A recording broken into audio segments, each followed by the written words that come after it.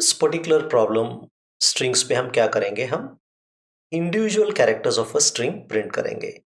Suppose समझ लीजिए हमने नेम के अंदर अर्जुन स्टोर करा दिया, ARJUN, तब आउटपुट में ए पहला प्रिंट होगा, RJU और N।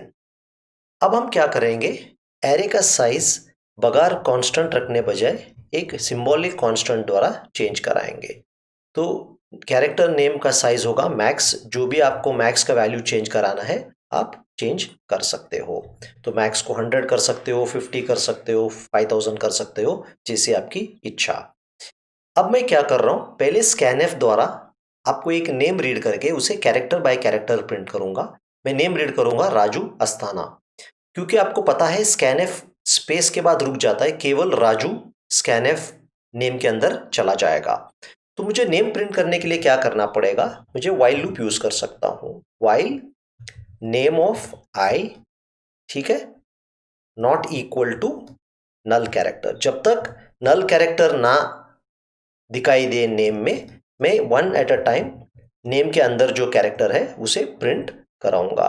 ताकि इसे प्रिंट करने में क्या रखूंगा, मैं एक स्पेस क्रिएट करूंगा ताकि आपको क्लियरली पता चले कि कैरेक्टर कैसे प्रिंट हो रहा है, one character at a time. Name of I, ठीक है, name of I not equal to null. अब मैं क्या कर सकता हूं, इसके बाद आई का वैल्यू भी बढ़ा सकता हूं ताकि अगला कैरेक्टर पे आई चला जाए। इनिशियली आई होगा जीरोथ कैरेक्टर पे, आई होगा अगली बार फर्स्ट कैरेक्टर। ऐसे ही आई का वैल्यू चेंज होता जाएगा। जैसे आई नल एनकाउंटर करेगा, ये प्रोग्राम हॉल्ट होगा, यानी रिटर्न 0 होके इसका कोड एग्जीक्यूशन खत्म हो जाएगा। तो अब हम क्या करेंगे, इस छोटी सी प्रोग्राम को एग्जीक्यूट करने की कोशिश करेंगे। तो सबसे पहले हम क्या करेंगे, यूजर से एक नेम रीड करेंगे। समझ लीजिए वो नाम होगा राजू अस्थाना।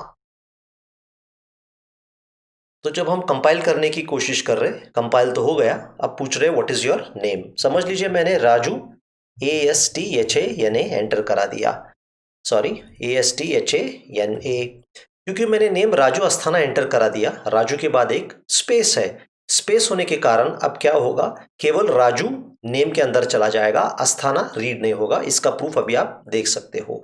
तो आप देख रहे हो राजू केवल प्रिंट हो गया। इस वाइल लूप में one character at a time print हो गया। इनिशियली जीरोथ लोकेशन पे था आर प्रिंट हो गया। आई बढ़ गया वन लोकेशन पे ए था, ए प्रिंट हो गया। टू लोकेशन पे जे था, जे प्रिंट हो गया। थर्ड लोकेशन पे यू था, यू प्रिंट हो गया। इस तरह सारे कैरेक्टर्स प्रिंट हो गए। जैसे यू के बाद नल कैरेक्टर एनकाउंटर हो गया, तब ये प्रिंटिंग हॉल्ट हो गया। अब मैं एक तरीका दिखाऊंगा, जब जैसे आप पूरे लाइन पढ़ सकते हो, यूजर कीबोर्ड के द्वारा आप पूरे लाइन पढ़ सकते हो स्पेस होने के बावजूद भी। तो अब मैं क्या करूंगा, इसे हटा के एक अलग फंक्शन यूज करूंगा जिसका नाम है fgetS। fgetS के पहला पैरामीटर क्या होगा, पहला पैरामीटर होगा नेम ऑफ द एरे। तो जो भी नाम है इसे देना होगा। एरे को एक बफर कहा जाता है, क्योंकि बफर के अंदर एक कैरेक्टर्स स्टोर किया जाता है मेमोरी में एक एरिया होता है, उसे बफर कहते हैं हम। बफर के अंदर, मेमोरी बफर के अंदर कैरेक्टर्स स्टोर होते हैं।